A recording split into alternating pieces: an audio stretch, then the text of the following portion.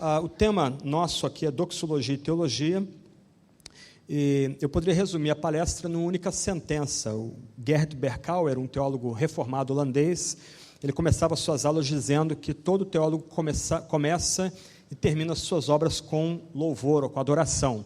Aí acabou a palestra, cada um pode ir para casa, mas eu quero desenvolver um pouco mais o ponto aí. Mas é interessante o ponto do Berkouwer, que ser teólogo não é ser profissional, não é ser um acadêmico frio, né? Você lida com Deus, da presença de Deus e para a glória de Deus. Ok, doxologia e teologia. Essas duas ideias, né, o louvor correto e o pensar corretamente de Deus, se encontram na igreja. E eu queria explorar um pouco aí com vocês a relação do Espírito Santo com a igreja local e desenvolver um pouco, especialmente, a relação do Espírito Santo com a pregação, com o batismo e com a ceia. Alguém vai me ajudar aí com os slides, ok? Então, o tema geral aí, o Espírito Santo e os meios da graça.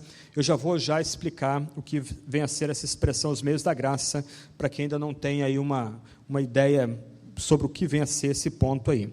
Mas antes de entrar propriamente na palestra, eu queria levantar alguns dos meus objetivos aqui, e mais ou menos uma bússola para a trilha que nós vamos tomar agora de manhã.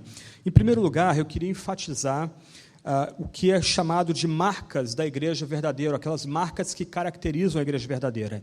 Nós hoje vivemos num tempo de explosão de novas denominações, novas igrejas. Aqui no Rio de Janeiro mesmo, década de 50, você contava 30 denominações no estado do Rio de Janeiro, no antigo estado da Guanabara.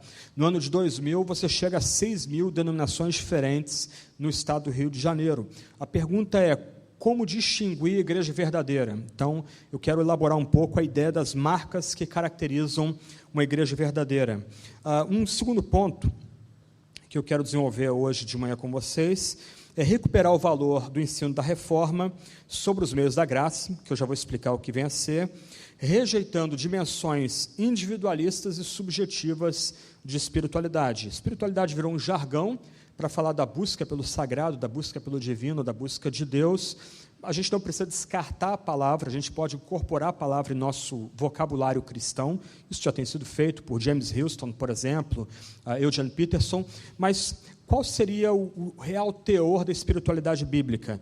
Então, me parece que a noção de meios da graça vem a dominar essa noção de espiritualidade, uma espiritualidade centrada na cruz, isto é, objetiva, e uma espiritualidade, aliás, centrada em Cristo crucificado, né, uma espiritualidade objetiva, e uma espiritualidade comunitária, isto é, o Espírito operando na comunidade. E aí entra meu último ponto, que eu queria reafirmar a noção bíblica do Espírito Santo operando na igreja.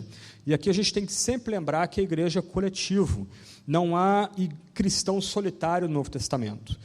Ninguém tem o direito de dizer que é cristão e, como, eu não sei se ainda existe isso aqui no Rio de Janeiro, né, ouvir a Igreja Cristo em casa, né, pela rádio, e se achar muito satisfeito. Isso não existe no Novo Testamento. Então, eu quero não só reafirmar a noção da vida comunitária, mas tentar destacar que o Espírito Santo opera primordialmente na comunidade reunida para celebrar e para adorar Deus. Um ponto aqui também introdutório, que eu julgo importante, eu, obviamente, vou estar citando a palavra igreja várias vezes aí na palestra. A gente tem que sempre lembrar que igreja é ajuntamento de pessoas.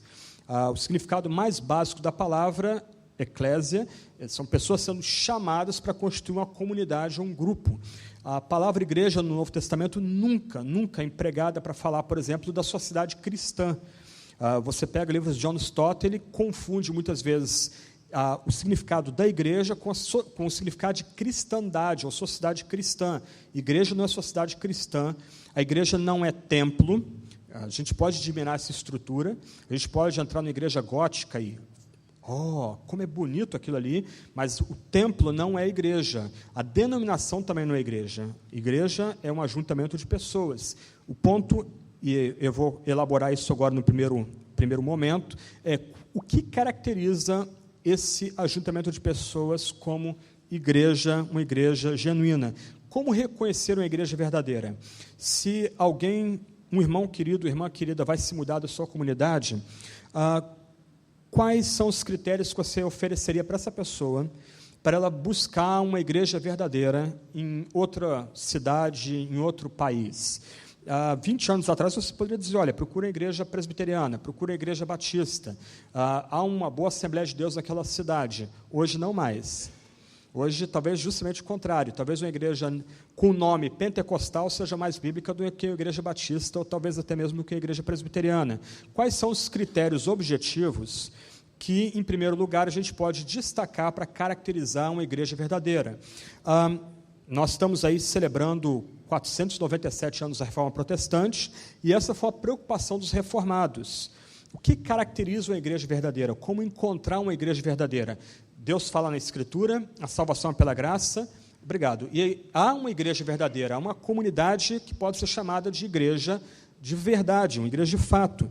Então, os reformadores elaboraram o conceito de meios da graça como marcas da igreja verdadeira. Então, quais seriam as marcas da igreja verdadeira para os reformadores? Aqui há completo acordo entre eles. Por exemplo, a confissão mais antiga da Reforma é a Confissão de Augsburgo, escrita por Philippe Melanchthon, apresentada ao imperador Carlos V na Dieta de Augsburgo, daí o nome da confissão. No artigo 7, ela diz: sempre haverá e permanecerá uma única santa igreja cristã. Olha só a definição de igreja dos luteranos, que é a congregação de todos os crentes. É interessante ainda que a tradução luterana tenha enfatizado bastante depois a noção de estrutura, de hierarquia, de liturgia. Pelo menos a sua origem, uma das marcas da tradição luterana era destacar a igreja cristã como ajuntamento de crentes. Aí vem a definição: entre os quais o evangelho é pregado puramente e os santos sacramentos são administrados de acordo com o evangelho. Quais, então, são as marcas da igreja verdadeira para os luteranos, lá na sua origem? A pregação da pura palavra, ou da palavra pregada puramente, e a correta administração dos sacramentos. Eu preciso dizer que eu sou um batista muito pouco convicto. Alguém já disse que eu sou um batisteriano, um presbítero-batisteriano, alguma coisa assim, um meio híbrido. Eu não vejo muito problema, o Gerson também, eu não vejo muito problema em usar a palavra sacramento. Até porque, na sua origem, a palavra sacramento não tinha nenhuma noção mágica. O sacramento era o juramento que um legionário novato prestava diante da sua legião. Está lá o sinalzinho da legião, era a mão estendida, né, naquela lança, espetado a mãozinha, ele ia lá, levantava a sua mão e prestava um juramento que ele seria leal ao imperador como chefe militar e à sua unidade militar, que era a legião. Aí Tertuliano pegou a palavra sacramentum e adaptou para caracterizar o batismo e a ceia. Então, para Tertuliano, sacramento é a nossa resposta à palavra dada e é um compromisso que nós firmamos dada a palavra oferecida a nós na pregação. Então, para mim, sacramento, ordenanças são sinônimos. Mas a confissão luterana fala de sacramentos. Então, o que caracteriza a igreja verdadeira para a tradição luterana na sua origem? A igreja verdadeira é um congraçamento de cristãos, de homens e mulheres que professam fé em Jesus, e esse ajuntamento é caracterizado pela pregação do Evangelho, pela pregação da palavra e pela correta administração do batismo e da ceia. A confissão escocesa vem na sequência, escrita por John Knox e mais 5 outros Johns. E é sério, 4 outros Johns. Era a chamada confissão dos 5 Joões, que 5 homens começavam o nome com João, fizeram essa confissão. O artigo 18 da confissão escocesa diz: e bem solene, nós cremos, confessamos e declaramos que as marcas da verdadeira igreja são a verdadeira pregação da palavra de Deus, na qual Deus mesmo se revelou a nós, a correta administração dos sacramentos de Jesus Cristo, os quais devem ser associados à palavra e à promessa de Deus para selá-las e confirmá-las em nosso coração. A confissão escocesa, então, ela repete o que a confissão luterana de Augsburgo diz, isto é, a igreja verdadeira é caracterizada pela pregação, pela correta administração do batismo e da ceia, só que ele encaixa um novo dado aqui que a gente vai voltar depois. A pregação ilumina o batismo e a ceia. O batismo e a ceia ganham um significado quando acoplados, quando unidos à pregação da Sagrada Escritura. E nesse sentido, então, quando o batismo e a ceia são ministrados junto com a pregação, eles, por assim dizer, vêm para selar e confirmar a salvação oferecida na Escritura. A confissão belga vem escrita na sequência, foi escrita metade do século XVI por um mártir cristão, ele foi morto depois pelos católicos, e ele vai dizer o seguinte: os sinais pelos quais a verdadeira igreja é reconhecida são estes: se a pura doutrina do Evangelho é pregada, se ela mantém a pura administração dos sacramentos como Cristo instituiu. Em resumo, se em todas as coisas essa igreja se orienta pela pura palavra de Deus, reconhecendo Jesus Cristo como único cabeça da igreja. Então, mais uma vez, essa confissão, que se tornou importante para a tradição reformada holandesa, vem destacar que a igreja verdadeira é caracterizada pela pregação da pura doutrina, baseada na Escritura, e pela correta administração do batismo e da ceia. E ele levanta um outro ponto aqui, um pouco diferente da confissão escocesa e da confissão luterana.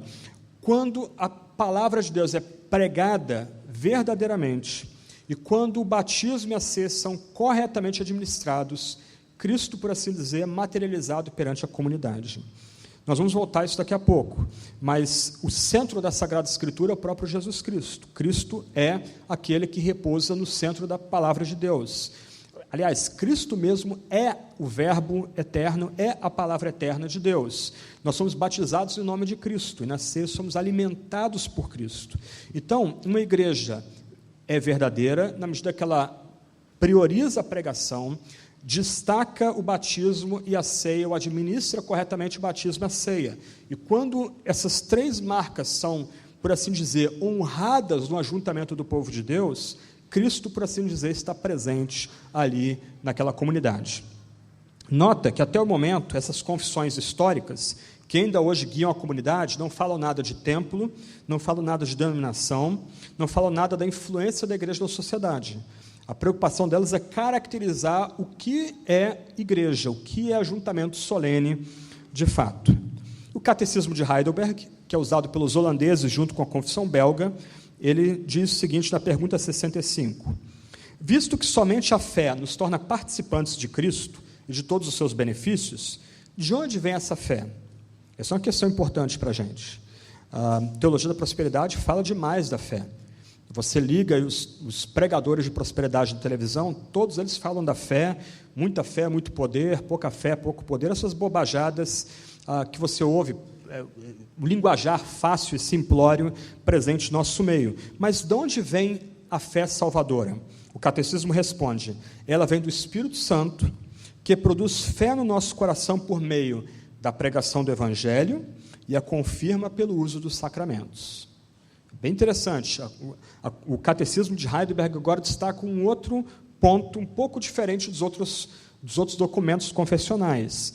Ela destaca que o único meio pelo qual a pessoa vem até a fé salvadora, aquela fé que de fato nos conecta com Deus por meio de Cristo, é por meio de ouvir a pregação da palavra.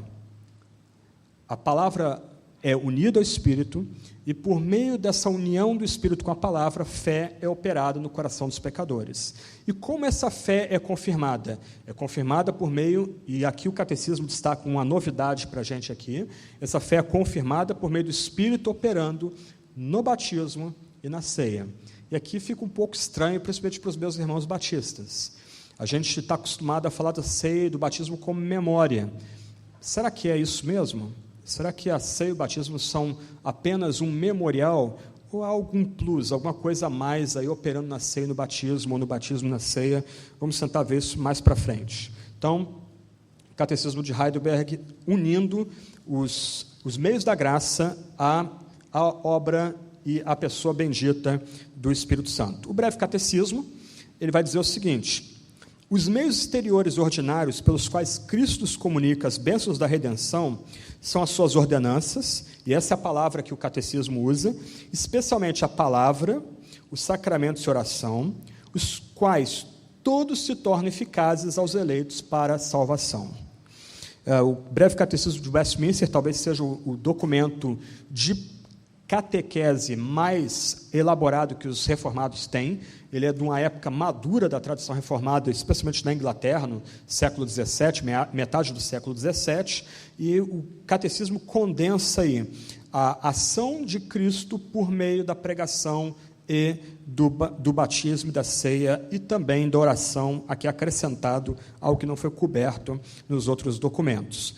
Um ponto importante aqui, ou alguns pontos importantes, eu destacaria os meios exteriores e ordinários. Quer dizer, o que o catecismo quer destacar é que o meio comum, o meio normal de pessoas serem salvas é por meio da pregação, da proclamação da palavra, e o meio normal, comum, de pessoas serem confirmadas na fé é por meio da ação do Espírito Santo no batismo e na ceia. E um outro ponto importante aí é que essas ordenanças que comunicam Cristo para a gente, a palavra, os sacramentos e oração, eles se tornam eficazes para a salvação dos eleitos. O meu ponto aqui, nessa primeira parte da palestra, é enfatizar que a tradição reformada, do qual eu me vejo como devedor e como membro, ela sempre, nos seus primórdios, enfatizou que o que caracteriza a igreja verdadeira não é o número dos seus membros, não é o lugar onde ela se reúne, não é a denominação ao qual ela está ligada, mas o que caracteriza uma comunidade como igreja verdadeira é a pregação da palavra e a correta administração do batismo e da ceia. Esse é um ponto importantíssimo da tradição oriunda da Reforma Protestante do século XVI. Por isso, quando você começa a estudar sobre a igreja reformada na França, na Holanda, na Suíça mesmo, na Suíça nem tanto, mas em alguns cantões, na Hungria, na Polônia, no norte da Itália, a igreja era igreja até mesmo cultuando embaixo de uma árvore, cultuando às vezes nos portões das muralhas que cercavam a cidade. Daí vem os huguenotes. Por que huguenotes? Porque eles se reuniam no portão do rei Hugo, em Paris. Daí foram conhecidos como huguenotes. Eles estavam ali chovendo, nublado, e todos reunidos embaixo do portão, tocha iluminando aqueles homens e mulheres, a pregação sendo pregada e sendo ouvida, e, de repente, alguém sacava um cálice, partia o vinho, ou repartia o vinho, partia o pão, e aí eles se despediam. Ali tinha uma igreja, independente do local onde eles se reuniam. E era igreja porque era a comunidade da palavra e dos sacramentos ou das ordenanças, se você preferir. Essas marcas da igreja verdadeira também foram conhecidas como meios da graça. E aqui a gente tem que distinguir entre o hipercalvinismo e o calvinismo. O hipercalvinismo é a distorção, uma aberração da fé reformada. O hipercalvinismo, ele entende que Deus pode salvar os eleitos sem uso dos meios. Uma ilustração importante aqui vem de William Carey. William Carey, um semi-analfabeto, se converteu à fé, leu um livro de aventuras, uma autobiografia chamada As Aventuras do Capitão Cook, e ele foi impactado com o tamanho do mundo. Ele vivendo na Inglaterra, não sabia que o mundo era tão grande. Ele veio aprender sobre os povos da Índia, da Birmânia, de outros países que ele nunca tinha ouvido falar. E ele sentiu um chamado para pregar, especialmente aos povos da Índia. E ele se reuniu, ele começou a orar, e ele se reuniu com a Associação Batista, do condado dele, e ele pregou um sermão sobre alargar os espaços dos tabernáculos. E quando ele está pregando, um ancião se levanta e diz: meu filho, fica quieto, porque se Deus quiser salvar os povos da Índia, ele pode fazer isso sem mim e sem você. Só que o William Carey sustentou o golpe e continuou pregando. Penso que não era com ele. Mas qual era a objeção desse ancião? Era uma objeção tipicamente hipercalvinista. O hipercalvinismo entende que Deus é soberano, que isso não é problema, mas Deus age ou pode agir sem os meios ordinários, meios comuns. Isso não é ser reformado. O reformado entende que Deus usa meios para a concepção das suas obras. Nós cantamos o Pai Nosso aqui. Nós sabemos que o reino virá. Até um arminiano vai confessar que Deus determinou a vida do reino, a consumação do reino, a vida do rei do reino. Isso é um ponto sem discussão, mas no Pai Nosso a gente lembra que o reino vem mediante nossas orações. Deus determinou que o reino venha por meio da minha oração, da sua oração. Isto é, Deus, soberano, determinou o uso dos meios para a concepção dos seus planos. O mesmo se dá no campo da salvação, identificação da igreja. Deus determinou, o Senhor soberano, o rei da igreja, o rei do reino, ele determinou que a igreja é edificada e que pessoas são salvas por meio dos chamados meios da graça. O que são esses meios da graça? O primeiro ponto aí do slide, eu já trabalhei um pouquinho com vocês. Então, Deus, como autor da salvação, ele se comunica pelos meios da graça, ou ele dá bênçãos ao povo pelos meios da graça. Então, nesse sentido, quando a gente pensa no ajuntamento do povo de Deus, não tem muito o que inventar. Aqui não tem como descobrir a roda, fazer alguma coisa nova que ninguém nunca fez em 2000 anos de história da igreja. Tem muita pretensão pensar assim. Igreja verdadeira é aquela igreja que entende que a graça vem, o Espírito Santo vem por meio desses chamados meios da graça, ou marcas da igreja verdadeira. Se você quer que sua igreja seja de fato edificada em Cristo, se você quer que os membros da sua comunidade, homens e mulheres, sejam ligados a Cristo, unidos a Cristo, edificados em Cristo, você tem que se esmerar em priorizar os meios da graça, a pregação, o batismo e a ceia, porque é por meio desses canais que as bênçãos de Deus são dadas ao seu povo. Os meios da graça que Deus usa para a salvação de pecadores e edificação e crescimento da igreja são a pregação, o batismo e a ceia, que, por assim dizer, são também as marcas da igreja verdadeira. Então, as marcas são os meios de crescimento da igreja. A igreja é edificada, a igreja cresce, pecadores são salvos por meio daquilo que caracteriza a igreja de forma mais precisa. A igreja verdadeira é a comunidade da pregação e dos sacramentos. E, por outro lado, os meios da graça são o meio comum, ordinário, pelo qual o Espírito Santo age na igreja. E todo o restante da palestra, essa segunda parte, ou primeira parte e segunda parte, eu vou desenvolver esse ponto. Isto é, se de um lado os meios da graça caracterizam a igreja verdadeira, se os meios da graça são o meio pelo qual Deus comunica a si mesmo à comunidade, os meios da graça também são aqueles canais pelos quais o Espírito Santo vem com poder sobre a comunidade da fé, sobre a igreja. O Sinclair Ferguson, num dos seus livros, ele destaca um ponto interessante aí. A gente tem que frisar esse ponto porque algumas vezes nossas teologias sistemáticas não fazem a conexão entre a obra do Espírito Santo na pessoa e a obra do Espírito Santo em toda a comunidade. Então o Ferguson diz: o Espírito de Deus age como o vínculo interior de todos os relacionamentos pactuais de Deus com o seu povo. E esse é outro ponto que passa batido pela gente, né? Os nossos irmãos presbiterianos falam de teologia pactual, mas eles não conseguem trazer a teologia para a prática, para o dia a dia. Mas o fato é que a Bíblia é um livro pactual, e um pacto é estabelecido não com a pessoa, mas o pacto é estabelecido com toda a comunidade. Desde o Antigo Testamento, do Primeiro Testamento até o Segundo Testamento, o Novo Testamento, o que a gente tem em toda a Sagrada Escritura é um livro de pactos. Com com Adão antes, depois com Noé, com Moisés, ou Abraão, Moisés, depois Davi, depois com Jesus Cristo. Só que o ponto que Ferguson destaca, ele elabora isso no livro dele sobre o Espírito Santo, é que o Espírito Santo é o vínculo interior em todos esses pactos, mesmo no Antigo Testamento. O Espírito Santo operando, selando aquele pacto externo, de forma interna no coração de Adão, Abraão, Noé, Davi, Jesus, etc. Cada pacto em que ele entrou com eles, isto é, Deus entrou com o seu povo, foi confirmado por um sinal específico, selando a promessa entesourada na palavra pactual. O sinal específico aqui é o mediador pactual. Em todos os pactos da Sagrada Escritura é necessária a morte de inocente, o que aponta tipologicamente para Jesus Cristo, como cumprimento, o antítipo desses tipos.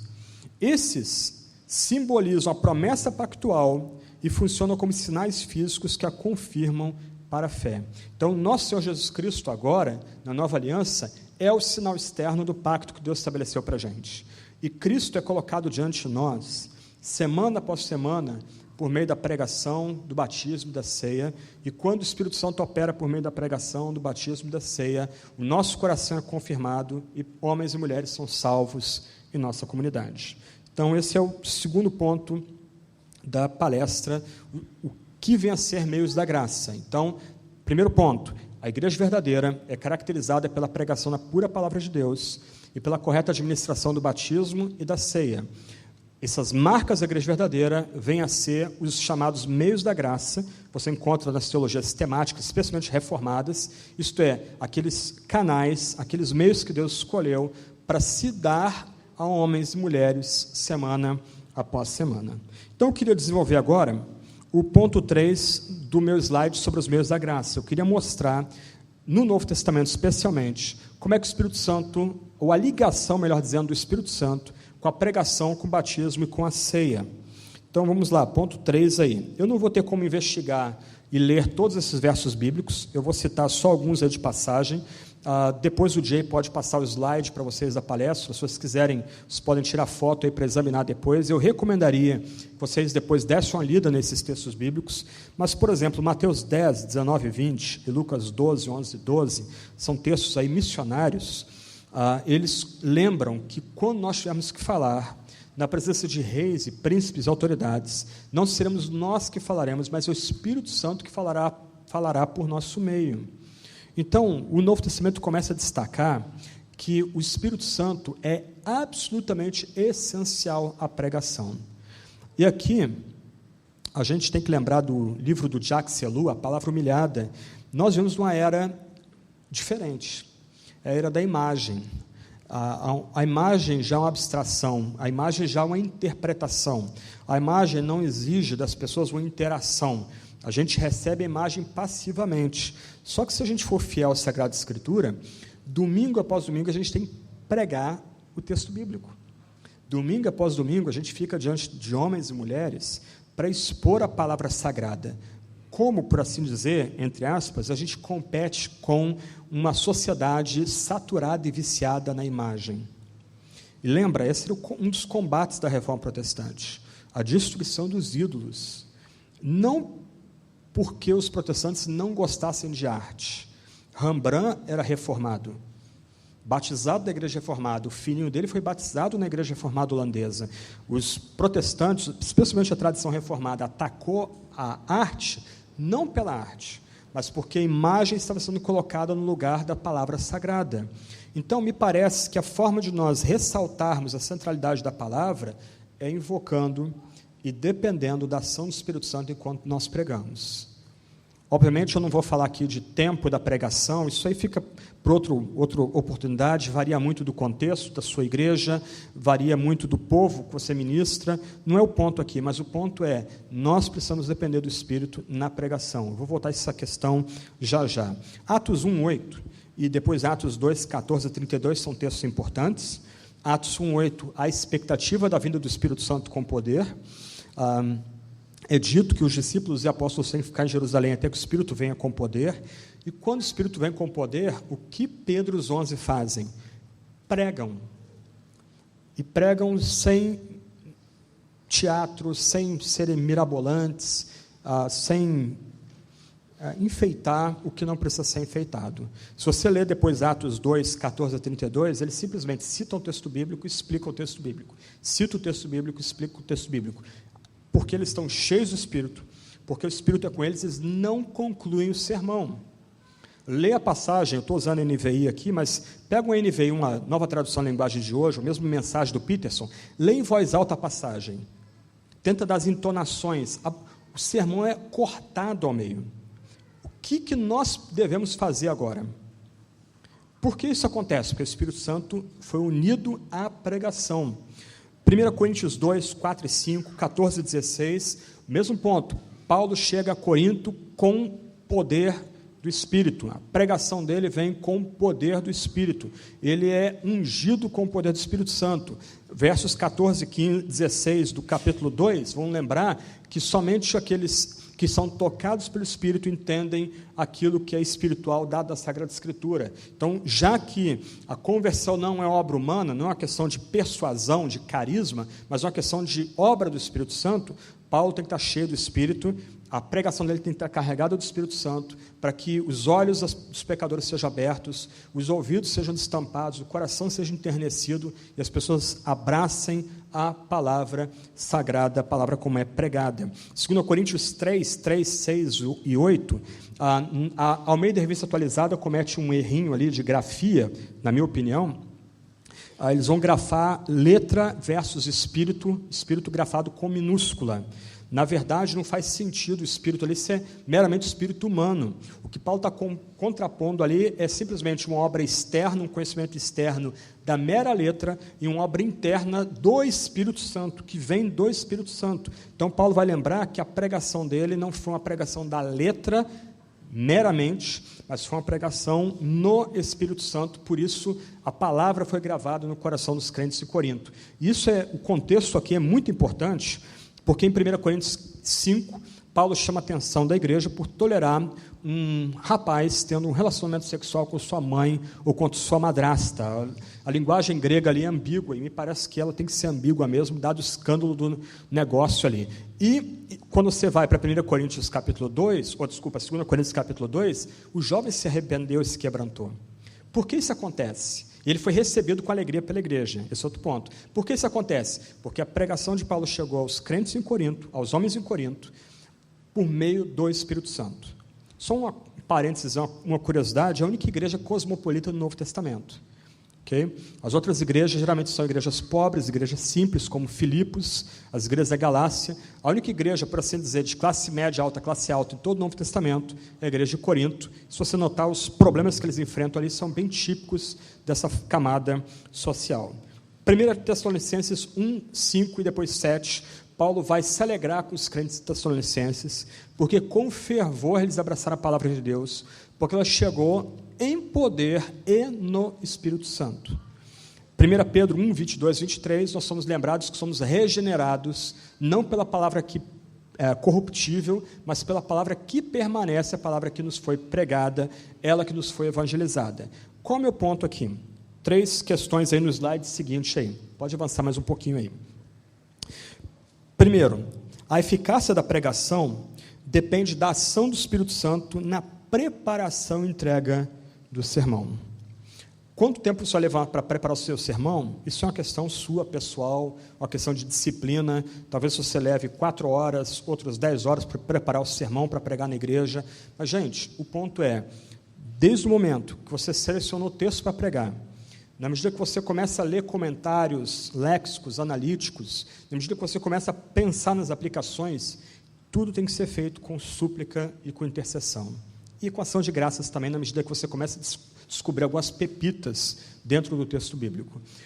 Todo processo de estudo tem que ser um processo de oração, de súplica constante, para que aquele texto primeiro fale a você, depois fale aos ouvintes, quebrante, molde, trabalhe em você para depois trabalhar nos ouvintes. Então, o processo de estudo também é, por assim dizer, devocional. A gente tem que se encantar com o que a gente está lendo, com o que a gente está descobrindo. E uma curiosidade, se você estuda sério para preparar o seu sermão, você deve compartilhar um tipo de frustração no domingo à noite, que às vezes você estuda 10, 12 horas, você descobre coisas que você nunca tinha pensado ou meditado, e você tem 30, 40 minutos para dividir isso com a comunidade. E tem gente que vai reclamar ainda, porque demorou demais o sermão. Prepare o seu sermão com oração. Gaste, você não precisa parar o estudo para orar. Você está estudando, lendo um comentário bíblico bom, e uma frase te encantou. Deus, graças a ti, louvado seja o teu nome por isso aqui. Que verdade bonita, como isso é humilhante, como isso é quebrantador. E continue estudando. Então, se a pregação tem que estar unida ao Espírito Santo para ser pregação de fato, nós temos que começar todo o nosso preparo, por assim dizer, banhados em súplica pela vinda do Espírito Santo com poder para a preparação do sermão. Um outro parênteses, talvez aqui esteja o nosso grande desafio. Eu acho que alguns de vocês vão ficar frustrados no final da minha palestra, porque eu não estou propondo nada novo aqui, não tenho interesse em propor nada novo. Igreja é simples e rotineira, e o bacana é você encontrar Deus e alegria no que é simples e no que é comum, no que é rotina. Esse é o ponto. Então, se você é um pregador regular, você sabe mais ou menos quanto tempo você vai dedicar por semana para preparar o sermão, você já tem mais ou menos seus horários pré-estabelecidos para preparar o sermão. A tentação na rotina é a gente se acomodar. O desafio para nós aqui é a gente se empenhar para buscar o Espírito Santo no meio da rotina diária de preparação do sermão. Outro ponto aqui, para resumir o ensino bíblico, é o Espírito Santo que torna a pregação o meio eficaz para converter os pecadores e edificar os cristãos em santidade. Gente, nós podemos ter boas ideias, a gente pode descobrir sacadas bacanas na exegese textual, mas se o Espírito Santo não operar com poder, na medida que a gente expõe o texto bíblico, o que a gente vai oferecer é meramente uma aula para a igreja. E a igreja não vem para assistir uma aula domingo após domingo. A igreja vem na pressuposição de que Deus vai ser oferecido por meio da palavra naquela comunidade. Por isso, toda pregação tópica, todo mero testemunho tem que ser descartado. A pregação é a explicação do texto sagrado. O ponto aqui é que por meio do texto sagrado que Deus fala. É por meio da... Vou usar uma linguagem da pedagogia contemporânea, o pregador é o facilitador. O que ele quer é que a comunidade vá ao texto, ouça o texto, porque se ela ouvir o texto, Deus falará àquela comunidade ali. Então, a gente se prepara orando, a gente prepara-se para o culto em oração, e a gente prega também invocando o Espírito Santo. Eu gosto muito do modelo dos puritanos. Antes de um culto, os puritanos só tinham um culto por domingo, era na hora do almoço, literalmente, né? Outro contexto, outra cultura, mas geralmente o pastor se trancava no gabinete uma hora antes do sermão, ninguém o interromperia, a comunidade saberia que o pastor precisa preparar o seu coração e sua mente para o tempo de pregação, dada a importância daquele momento ali, mas, de qualquer forma, um presbítero ficaria a postos ali na porta do gabinete, e esse pregador, não raro, ele ficaria com a Bíblia aberta na mesa, seu esboço ao lado, ele ficaria muitas vezes andando em círculos orando, às vezes com as mãos levantadas, invocando a vinda do Espírito Santo, outras vezes ajoelhado com o texto entre as suas pernas, alguns puritanos, inclusive, deitados no chão, em posição de cruz, suplicando para que o Espírito Santo viesse com poder e acompanhasse a pregação da palavra. Por isso que alguns puritanos, quando iam subir no púlpito, as pessoas choravam, sem ele nem abrir a boca. Porque a semelhança de Moisés vindo do Sinai, as pessoas tinham a percepção de que aquele homem havia acabado de descer do Monte Santo. Ok? Spurgeon vai dar um outro detalhe pitoresco. Ele diz que metade da mente dele pregava, metade da mente dele ficava em oração. A ideia aqui, gente, é em todo o tempo, desde o preparo da mensagem, até aqueles momentos que antecedem a pregação, até a pregação em si, em todo o tempo o pregador, ele invoca o Espírito Santo, ele clama para que o Espírito Santo venha com poder para usar as suas poucas palavras titubeantes, muitas vezes pastor cansado, magoado, machucado, debaixo de crítica, mas ainda assim, um homem chamado por Deus para oferecer a palavra sagrada. Então, todo o processo é banhado por oração, todo o processo o pastor suplica para que o Espírito venha em poder. Nós cantamos o Pai Nosso há pouco, nós gostamos dessas frases de efeito, muita oração, muito poder, pouca oração, pouco poder, mas são raras orações grandes na Bíblia. O Pai Nosso é uma oração que você faz em 40 segundos, ok? Você está se preparando para pregar, bem vale levantar os olhos para cima e dizer: Senhor, não te esquece de mim hoje não, eu quero pregar a Tua palavra, o Senhor é o centro do culto, as pessoas vêm aqui sedentas, elas querem ouvir a Tua voz, me usa. Eu sou um saco de pó e vermes para citar Lutero, me usa, tem misericórdia. Não deixa que eu desonre a Tua palavra. E suba no púlpito com fé. E Deus vai usar essa pregação para edificar a comunidade. E um último ponto aqui para resumir o ensino bíblico é que a fé salvadora vem exclusivamente pela pregação do Evangelho. Gente, ninguém chega à fé e ninguém cresce à fé sem pregação. Esse é o ponto claro do Novo Testamento.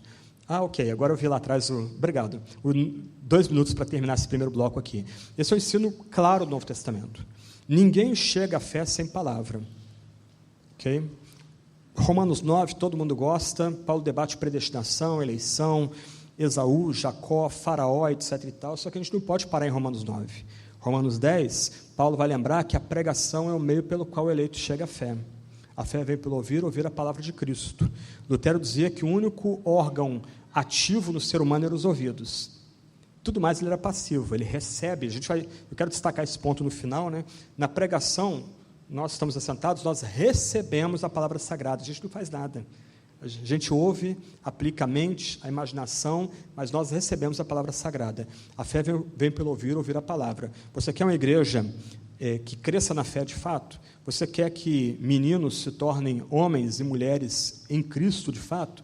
Tem que pregar, tem que oferecer palavra. Eu diria o seguinte, caminhando para parar esse primeiro bloco aqui. tentação para nós hoje, pregadores, né, eu presumo que a maior parte de vocês aqui são pregadores e plantadores de igreja e pastores, a tentação hoje é o seguinte: você pregou um sermão mais ou menos, aí você escuta o zum, zum, zum, estava escutando fulano ou beltrano na internet, poxa, o pastor hoje deixou a desejar. Aí esse tipo de crítica vai se acumulando, você vai sendo quebrado, uma hora você finge que prega, as pessoas começam a fingir que ouvem, que são edificadas, e elas vão correr para a internet para escutar A, ou B, ou C, e você fica, poxa, eu nunca vou ser como aquela pessoa. O ponto aqui para mim é o seguinte: se você é pregador por divina comissão. Deus chamou você, Deus entreteceu você, para usar uma palavra bíblica mais arcaica, mais bonita, né? Deus formou quem você é. Se você tem dons, habilidades, talentos, isso foi dado por Deus. Então, pregue dentro das suas capacidades. Eu, particularmente, escuto muito pouco pregadores de YouTube. Raríssimos deles que eu escuto. Prefiro ficar com gente morta. Gente que morreu há muito mais tempo do que eu. Mas isso é problema meu, é meu estilo. Não tem nada santo, melhor ou pior no meu ponto aqui. Mas esquece os pregadores de YouTube. Seja você. Deus te chamou. Mas aplique-se àquilo que Deus chamou você para fazer. Deus chamou você para ser pregador da palavra. Gente, isso é um alto privilégio. Uma palavra sua pode salvar uma pessoa na comunidade. Uma palavra sua pode ajudar a sanar uma crise familiar e trazer um tempo de bonança para a família que está para se despedaçar. Uma palavra sua, ungida pelo Espírito, pode avivar uma comunidade. Se aquela comunidade é avivada, aquela comunidade pode transformar um bairro, um município, um estado, até mesmo um país inteiro. Quer privilégio maior? Então, em vez de você ficar se permitindo ser comparado a pregadores A, B, C, lá dos Estados Unidos, deixe eles quietinhos, seja você, mas faça com esmero e com prazer e com alegria e contentamento o que Deus chamou você para fazer. Pregar a palavra no poder do Espírito. Para encerrar esse primeiro bloco, uma frase de Calvino, e a gente dá um tempinho aí. Calvino diz: nenhum mortal está por si mesmo qualificado para a pregação do Evangelho, a não ser que Deus o revista com o seu Espírito Santo. Então, nesse primeiro bloco aqui, nós trabalhamos as marcas da igreja verdadeira: pregação, batismo e ceia. Nós tratamos essas 3 marcas com meios da graça, e o que eu estou tentando conectar aqui, esses 3 meios com a obra do Espírito Santo. Então, a pregação tem que estar unida ao Espírito Santo, segundo o Novo Testamento. E quando a pregação é unida com o Espírito Santo, homens são salvos, fé é operada no coração de pecadores e toda a comunidade edificada na palavra sagrada. Vamos dar um tempinho e daqui a pouco a gente continua então.